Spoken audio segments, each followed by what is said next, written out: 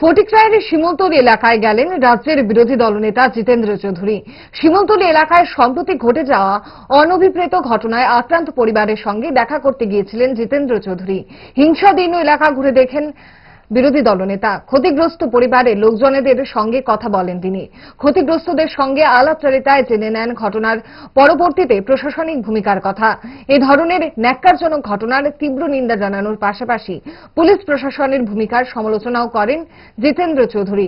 সংবাদ মাধ্যমের সামনে প্রশাসনের সমালোচনায় জিতেন্দ্র চৌধুরী বলেন,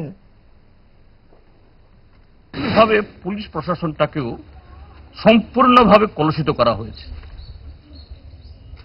আমি আজকে আস্তে আস্তে কথা বললাম জেলা শাসকের সাথে যে আপনি এই শিমুলতলা ক্ষতিগ্রস্ত পরিবার যাদের বাড়িঘর ধ্বংস হলো, রোজগার হলো, কি সাহায্য করা হয়েছে? বলছে যে সরকারের কোনো স্কিম নেই। অদ্ভুত, কোন দেশে আছি আমরা? এরকম একটা সাম্প্রদায়িক আক্রমণে দিন দুপুরে পুলিশের চোখের সামনে সাক্ষী প্রমাণের তো কোনো অভাব নেই।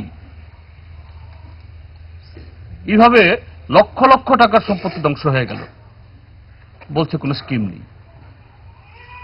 আমি সে অফিসের বেচারাকেও বলবো, এটাও যারা এই হিংসার চাষ চালাচ্ছে, বিশেষ করে এই বিধানসভা কেন্দ্রের যিনি মুরব্বী,